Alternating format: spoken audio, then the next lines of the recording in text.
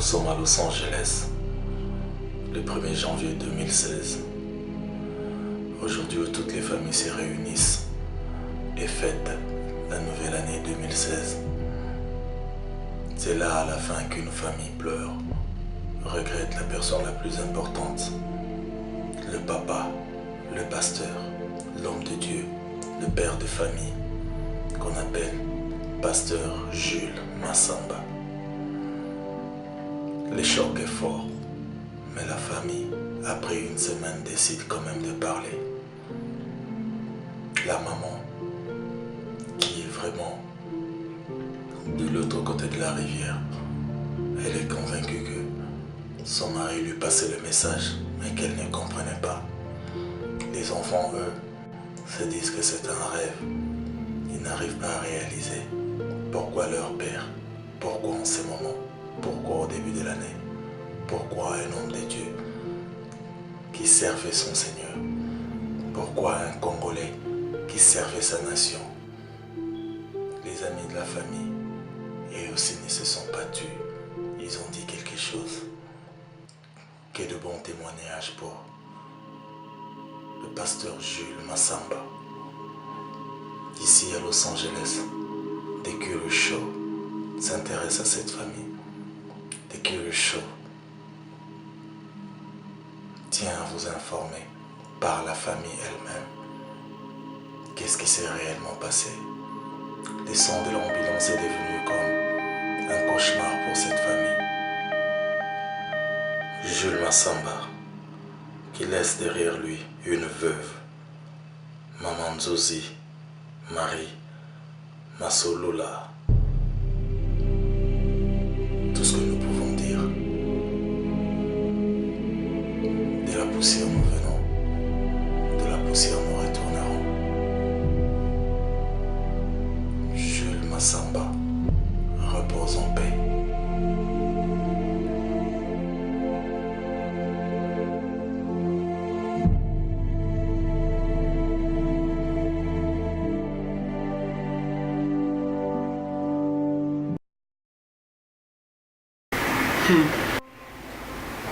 Et tout ça qui est bien. Tout ça qui est bien le 1er janvier 2016. Na bomesa na famille na biso. Ya libota na biso ningi yemoko ayeko sa biso koza toujours ensemble. Tout ça qui wana biso ni sonanda ko moi avec mes petits et la maman. Pena ndeko moko ayeko la biso kotumaki ndako. Toliaki, toseki. Papa Kazalaki. Ouais, Kazalaki. Aseki biso. Et puis, il m'a dit qu'il est là. Quand il est là, tout ça qui va na tubané que sur la sara ningi sara. Des trucs qui portent la chambre et que fou maman. Petite soeur dans qui porte que fou maman dé. Aluka qui atala. On atale. Amuna ki papa amuna ki na mouvement ya bien te nde atuna ki papa yo ok tango atelema ki mama biso nyonso mpe tolandi nde totuni papa abi naza bien te bobenga ambulance nde tobengaki ambulance bayaki bapozaki baquestion barépondaki batunaki ekombo na ye répondaki toza wapi alobi na ndako. Donc jusque là ça qui est normal. Yes. Pas moi dérangement. Nde ngam na accompagner qui na ambulance pour makiti na hôpital. Nde à 23h30 so y commencer biso ki. Maman azali qui est bino te. Non, maman qui est déjà ensemble. Tiko Batebele vraiment bayebi papa te si il faut yebisa biso qui était papa. Qui était papa en fait? Papa était pasteur.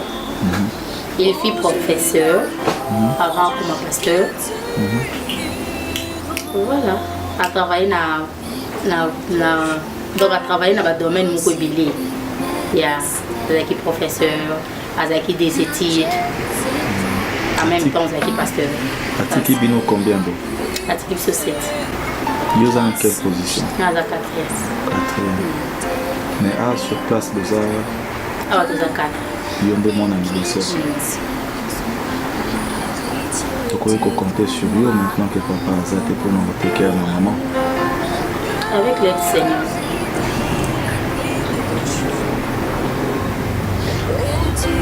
Maintenant que papa a déjà été, comment ma caméra peut se dérouler si corps de mon limité par rapport à la famille, communauté et... Vraiment, tous ensemble dans la famille dans le Congo, tous ensemble dans l'église Bisika d'Écouvray, et puis tous ensemble dans la communauté congolaise et à Californie, à Los Angeles, et puis na bande comme sous-soupé américain, Bisika Ouloua, puis Afongola qui font là qui m'apporte. Et vraiment, tous vraiment ensemble, la petite sauté.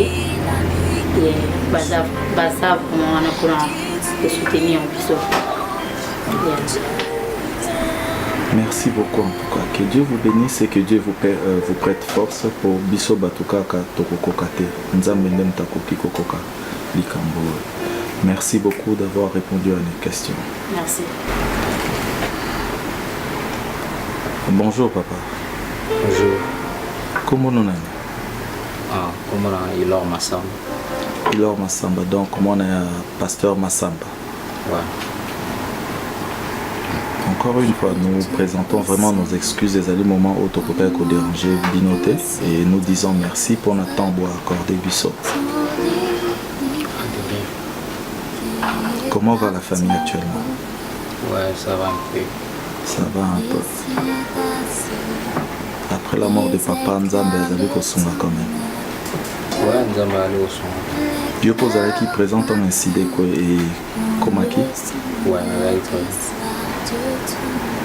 Papa Zalaki bien journée mon bien. Ouais, là, il travaille. Mais tout le monde en tant que moi dans mon bali. Toyoki bande kono ya basi, mais en tant que moi dans mon bali. Yomoko au receveur qui incident au ndengeni. Tam koila kibi. Bon, il a qui fait un choc makasi pour une situation bon on est koila. Biso jamais parce qu'il est même n'aille jamais. Donc il a eu vraiment un choc. Bande kono bino kwa na mboka, c'était comment tamba okaki sango. Bandi magite pe tisiko bandi mate.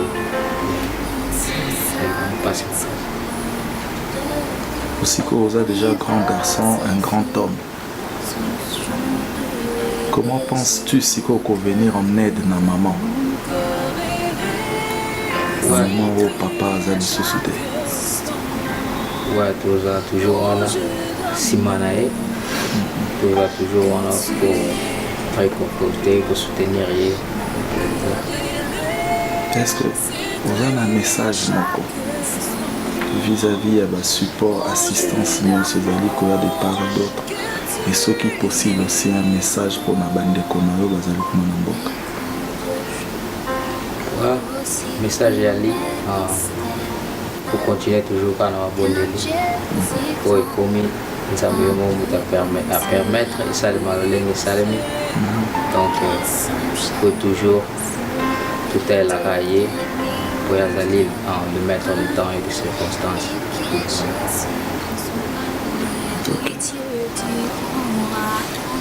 Et en fait, merci d'abord pour l'opportunité et puis pour voir qu'est-ce qui s'est passé. Soirée soirée Sengo toujours dans le 1er janvier. Alors nous avons en famille, nous avons un repas à famille. C'est voilà le 1er janvier. Et puis père akenda kolala ndenge bandeko nyonso baexplike, donc c'est ça. Tant que moi ça comprenait que papa Zalaki n'a problème, il pose Zalaki sur place. Bon, na minute wana Zalaki parce qu'il fallait la gende kotika maman na musala. donc c'est juste après ntango nakomi na retour na ngai nde naye koremarke donc ntango nazokoma na porte na ambulance ezokoparke libanda. Et tant qu'on comprend que l'ambulance, il y en a qui pendant reçoit papa, c'était comment? C'était quoi ta réaction? Bon, en fait, la réaction dans les bosses, c'est la guitare, on a commis, na mona qui va on va fongoler les portes, na manière on va fongoler la raté, c'est là qui est vraiment violente.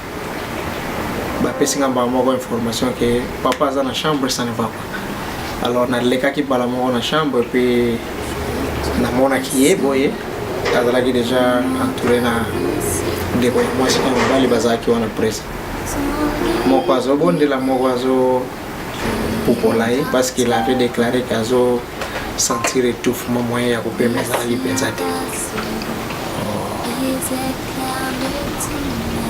Et après tant la commune à hôpital à part assistance médicale parce que la communauté zaki alerté bazalaki présente ou c'était comment? Est-ce que vous avez qui dans l'hôpital d'abord? Au fait, tango ndenge na lobi tango nazokoma na ambulance ezokoma donc ezalaki très rapidement mama bazwi bakena ye nazalaki nalandaki nsima. En tant que mwana mobali ya liboso awa na États-Unis, s'il faut décrire un peu papa ndenga ya zalaki, qu'est-ce que tu peux nous dire? Ndenga zalaki na bino, ndenga zalaki na bato, ndenga zalaki na bato ya église ya mosala et consort. Quel genre ya papa zalaki? Ya papa. Vraiment père zalaki mutu moko nanu ouvert, abo bakali kambote. Il disait ce qu'il pensait.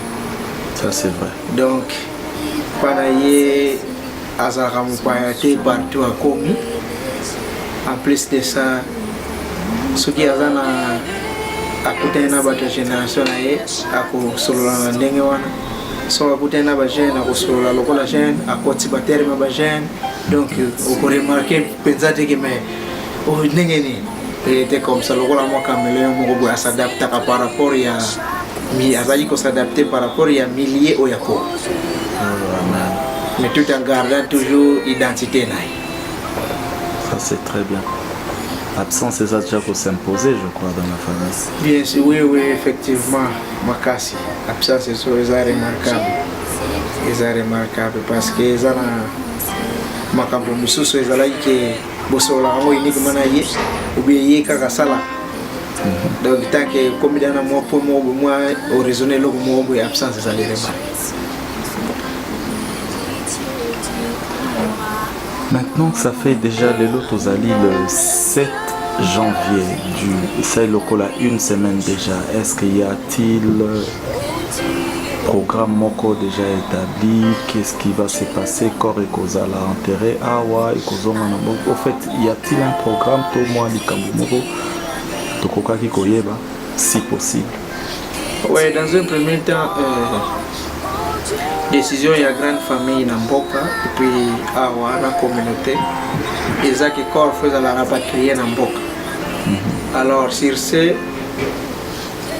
eza un peu na ba détails ou soit modalité où il faut suivre pour aboutir na rapatriement ya corps. Donc tout à niveau on a ya ko s'occuper na ba détails non et puis c'est ça. Et l'implication de la communauté dans tous ces problèmes. Communauté est présente, la communauté congolaise.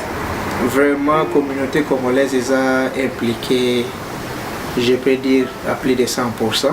Parce que le même jour où on a Tika Kibiso, va se présenter à l'hôpital et puis il y a l'autre en bas. Qui était présent? Sur ces nous profité pour remercier mon soutien au nous allons apporter.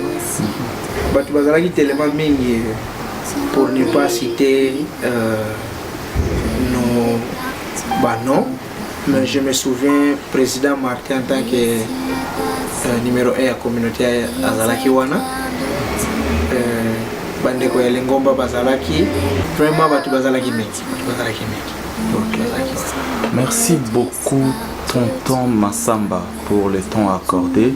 En tout cas, je pense que vos portes seront toujours ouvertes pour la caméra na biso parce qu'il faut tolanda situation. Il y a pasteur Jules Massamba Tikino Corps et Kokende na Kinshasa. Encore une fois, nous vous disons merci et que Nzambe a continué Kosunga et puis apesa makasi pour la situation oyo et comme libino. Merci. Bonjour maman. Bonjour. C'est comment ton nom encore? Je réponds dans Massamba. Don Massamba. Yoza mwana suka. Il y a papa Jules Massamba. Comment te sens-tu? Par la grâce de Dieu, ça va. Ça va. Gloire à Dieu alors. Boni maman kasi. Maman va bien, comme je viens de dire, par la grâce de Dieu, tout va bien. Yo motomonaki papa tango abandaki crise na ye wana. Yanga namonaki epo esika azalaki kovanda eza stre na chambre na bango nde ere afungolaki porte ningambo namonaki Réaction ezalaki nini? réaction nange ezalaki natunaki ye no nayeba soki aza ok. Natunaki ye dadi aye ok alobi not I'm not okay. Nde bandeko mosusu bakendaki yale bakendaki esika azalaki koyeba exactly what happened. Et après ça, toyebi sikoyo ke papa aza lisusu te. Toyebi ke mwana suka moto azalaka mini close na baparents. Quel effet ça te fait maintenant? How are you feeling now? So in the beginning I don't feel good. I'm lying. I'm not feeling good because premièrement it's not passé. It's like I'm really shocked. Like till now, nazo réaliser te. I'm like so in avandi nazo kanisa nazo koka vraiment ko réaliser amoto. We thank God. If you have to ask something to God compared to what happened to you, iloni okosenga na Nzambe. Non seulement pour na yo, pour na famille, mais surtout pour na maman. So il faut na senga na Nzambe na oloba. Nanga na souvenir loko moko ke ata papa azalaki en vie. C'est vrai tobandaki kobondela mpona ye. Mais tobanda osala eloko moko te mpona koassire protection ya papa. C'est-à-dire ye moko Nzambe nde moto abandaki kobatela ye. Donc tellement ye asala makambo na ndenge na ye. Et puis atunaka volonté ya motu te puis aza capable na nyonso. Donc nakosenga na ye aleka kokonsole mitema non seulement ya famille na ya bato nyonso oyo eza blessé na oma.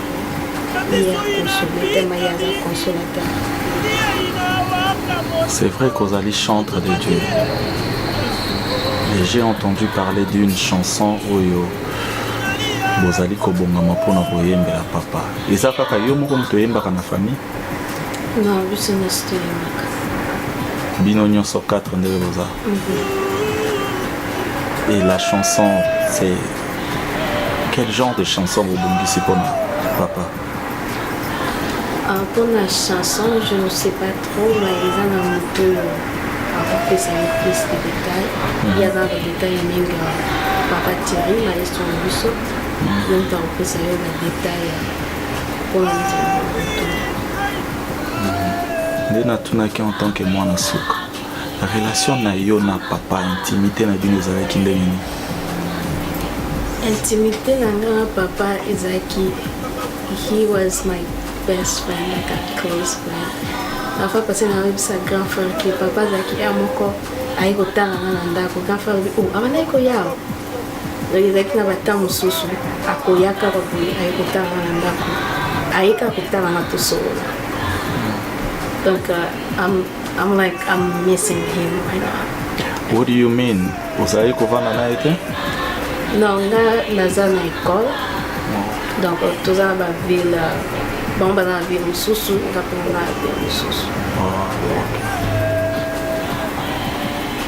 Est-ce que tu as un mot à dire avant Natikayo que nous pouvons rejoindre maman na bandekona? Le cambo le bikoza na te pour Bible le dans toutes circonstances rendre grâce à Dieu.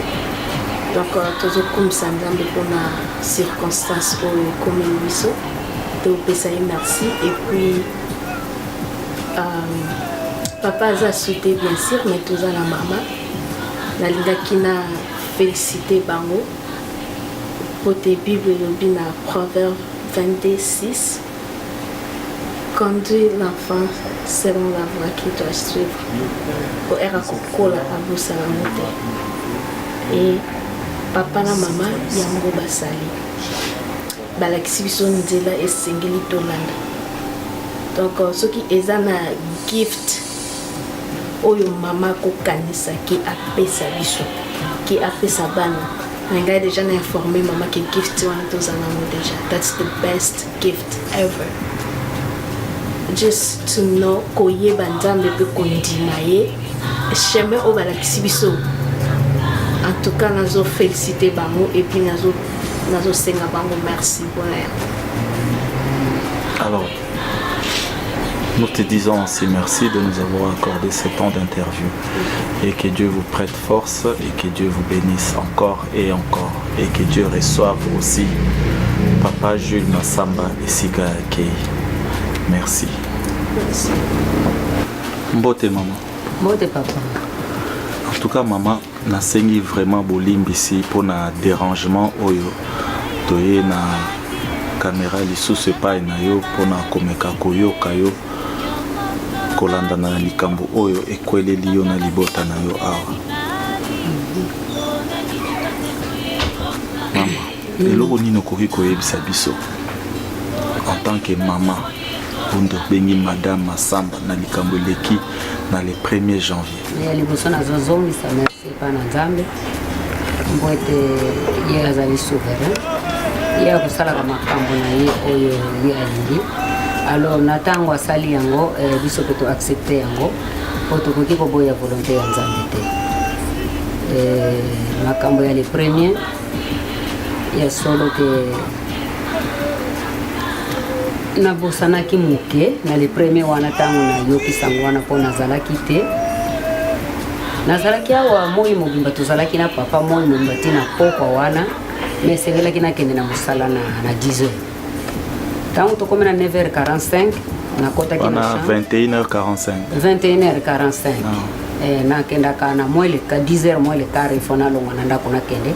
Alors papa mpe esengeli akende na 11h me ye alalaki lokola alalaki ntango tosilisaki makambo nyonso kofete wana na ba 19h wana ye akendeki kolala. Nakotaki na chambre na 21h45 wana mpo nazwa nabonga mapwete nakende na ngai na mosala.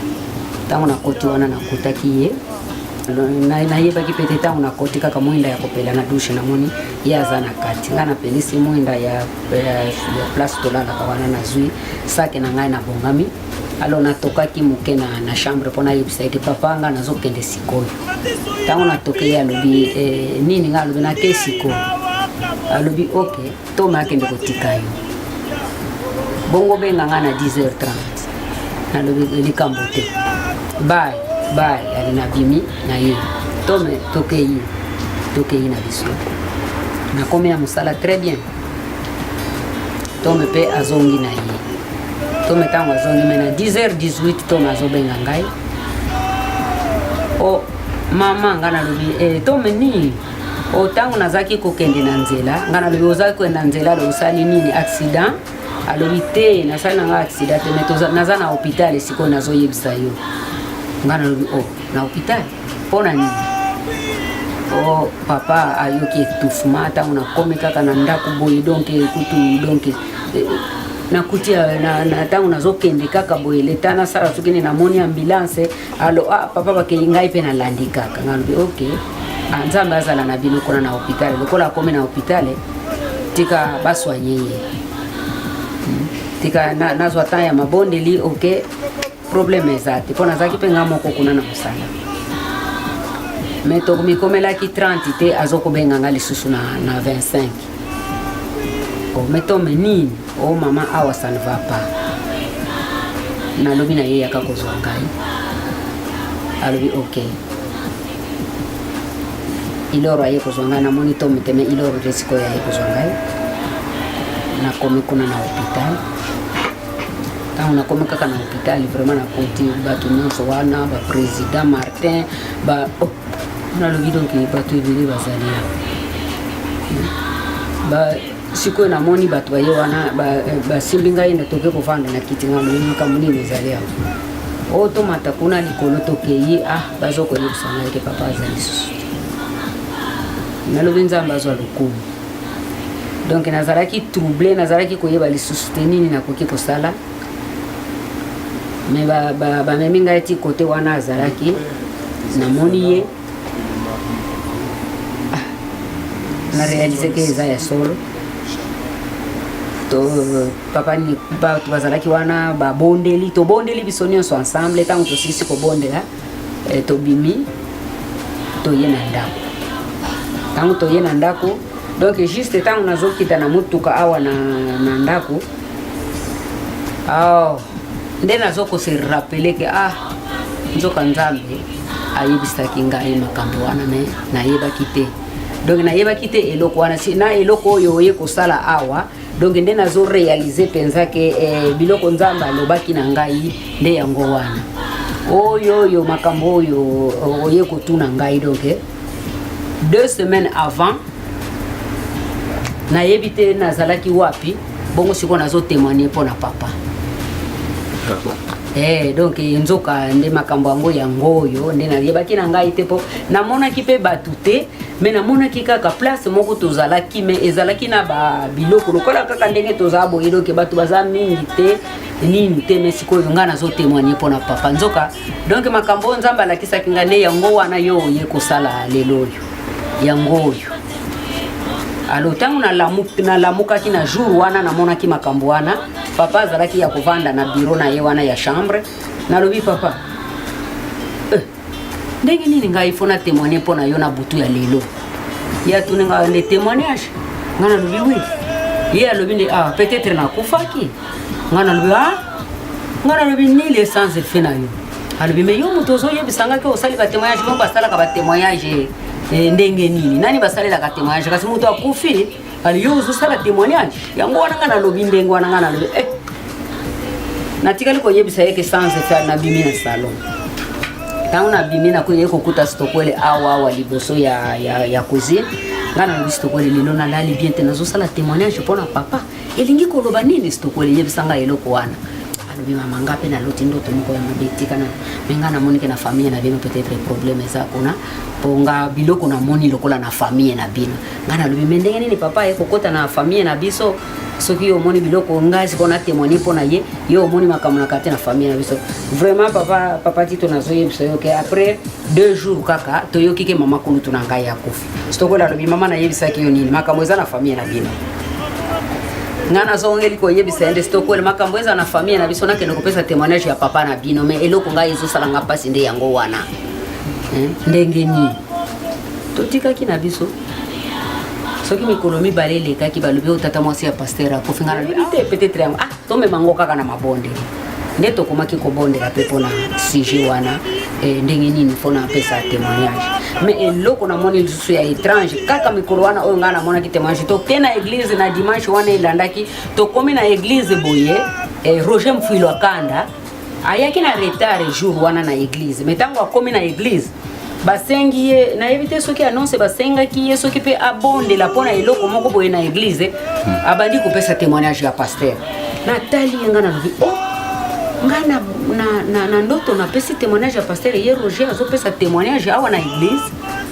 azwi temps mpona kopesa témoignage ya pasteur alors c'était pour la première fois namona eloko ya ndenge wana mpe nayoka eloko ya ndenge wana Roger atémoigné mpona papa na kati na église ntango tobimi na église toye na nzela natuni papa nga nalobi oyoki makambo Roger atémoigné mpona yo kuna na église alobi na ngai mais oui nayoki yango Roger abandi ko comprendre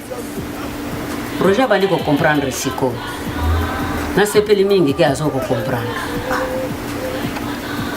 Ok, tuye kokoma na ndako na bana tozosolola na biso bana mpe balobi papa Roger a témoigné lelo na église mpona papa eza nini ye papa azokolobake bien mais makambo donc nalandi makambo na donc ntango na bandi kolanda makambo ya mikolo ya suka oyo dimanche elandaki alobaki ke ngai nakokisi 7 ans awa wasiko na Californie nakokisi 7 ans mpe na église oyo nakokisi 7 ans alors esengeli nasala jubile alobi biloko nini wana ozokende koloba alobi me oui alobi bongo eloko wana olobaki na église wana ke bapona responsable oyo ya kodirige église ndenge nini bapona responsable oyo ya kodirige église alobi l'affaire de tout le monde n'est l'affaire de personne.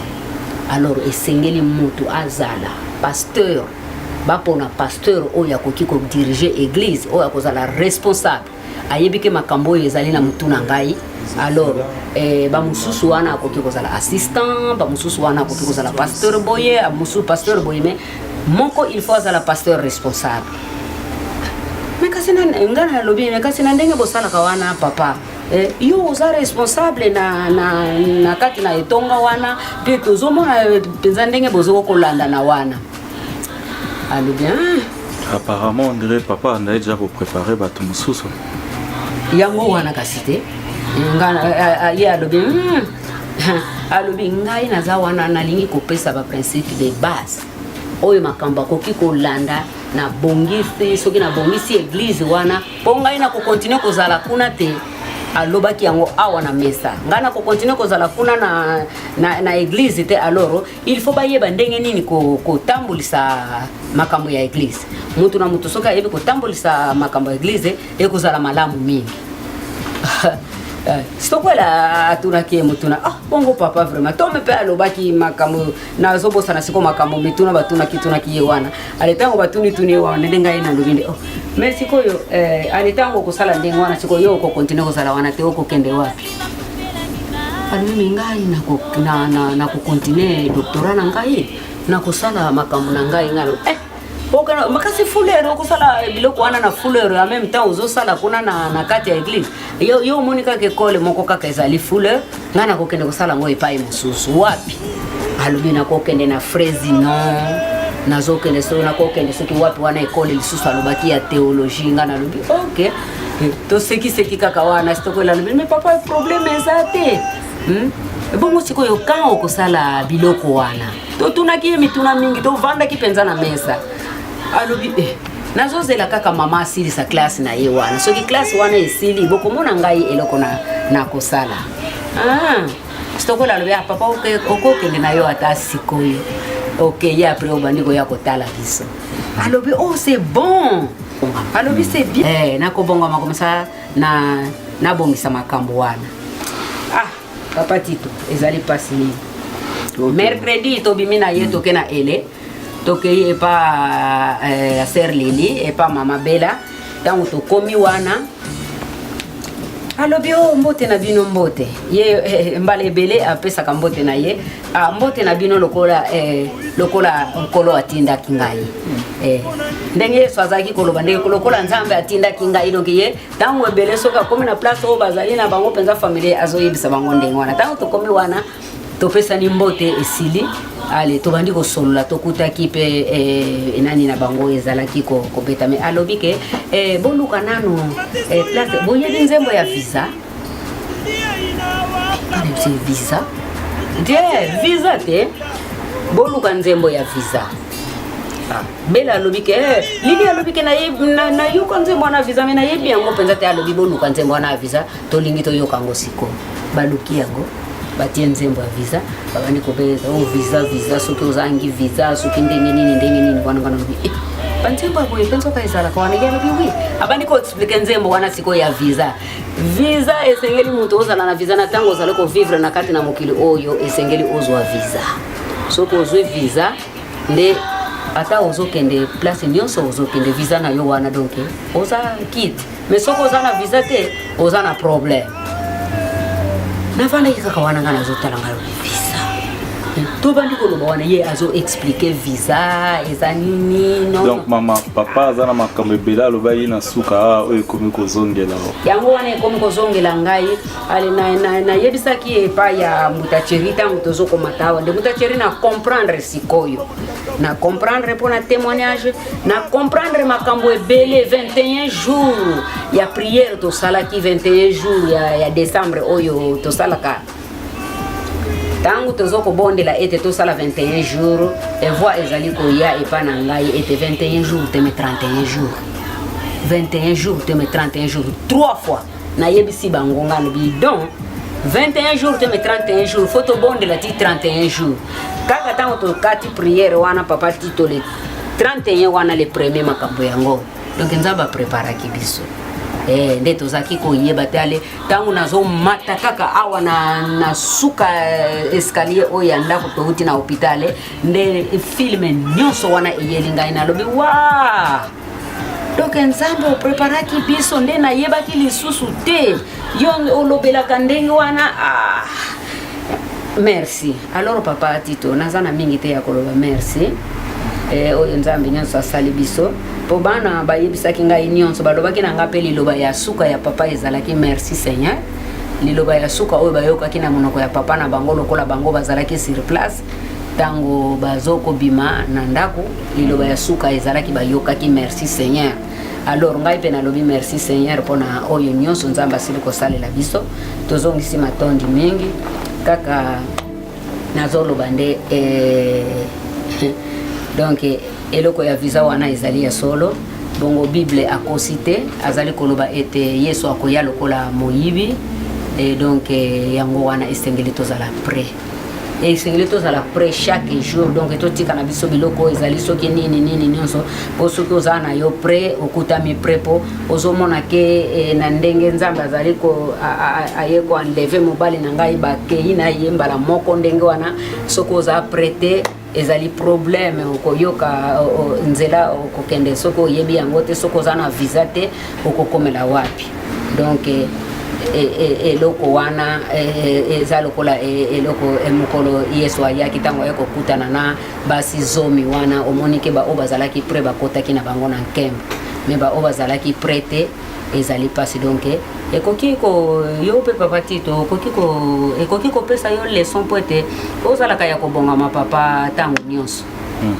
tango nyonso po toyebi mokolo te toyebi ere te toyebi nini te donc yango esalemi epa na biso donc maloba na nzambe ekokisami donc parole de Dieu ezali vérité na yango wana donc ekokisamaka kaka donc na tango ekokisamaki na tango wana donc ekokisami donc nkembo mpe lokumu ezonga epa na nzambe merci beaucoup mama nalingaki mpe kaka na tuna mboka oyo tozali na États-Unis na Californie plus précisément na Los Angeles eza mboka biso nyonso toyekoya esika likambo monene boye ekweli yo papa oyo ya biso papa Jules Masamba akei libota oza na bana kasi libota mosusu oyo ezali communauté congolaise pe bandeko mosusu bayebanaki na papa boni bazali ko assiste yo na likambo oyo papa communauté congolaise pe ndenge olobi libota nyonso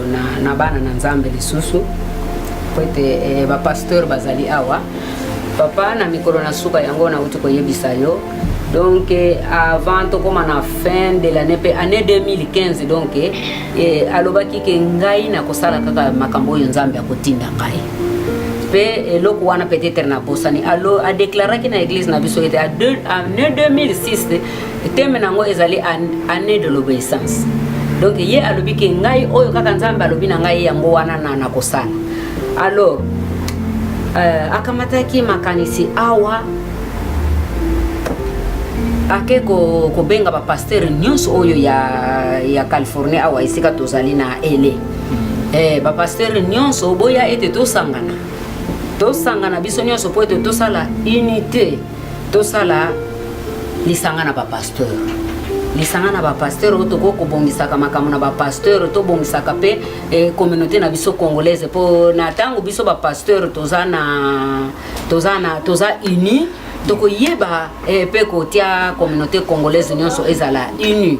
Alors abongisaki lisanga wana ya ba pasteur baza ye azalaki président baza na vice président papa bienvenue plus ba papa mususu wana ba papa Adrien banani wana mutu na mutu azana ba fonction donc talaka ka erona zobosa na fonction ya moko na moko mena se rappeler pour na président pe vice président na bango wana ti papa pasteur ya bima kuna.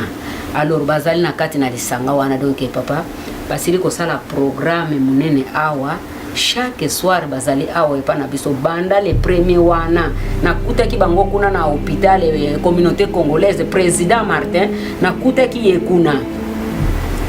Alors ba pasteur tango basili ko zwa sango wana ba mususu kutu bazo ko yebisanga te pa mama to ndimite sango yelinga na boye ba mususu tala mak test ya komela kinga itala boye na boye. Donc bazali na biso elongo communauté congolaise vraiment bazali wana ba pokwa nyonso baza awa na ndako prière ezali pasteur moko na moko azali kotambulisa journée pona soirée pona prière wana ba jeune bana ba mama ba tata bazali na biso vraiment bazali na biso elongo donc tozongiseli yango pe merci en avance. Yeah. En tout cas, merci beaucoup maman, malgré situation au Pesibiso tangu ya Bosolana biso muke tokokoba kolanda makambo oyo ti tango nzoto ya papa ekobima pe kokende kozonga na mboko ya biso ya République démocratique du Congo. Encore une fois, iloko tokoki kosenga kaka eza nzambe ya sunga azala na bino kino tokokende na makambo oyo ti na suka. Merci beaucoup maman Masamba. Pare kwa merci beaucoup papa Tito peko ya kati na biso awa. Nzamba pambola. Merci.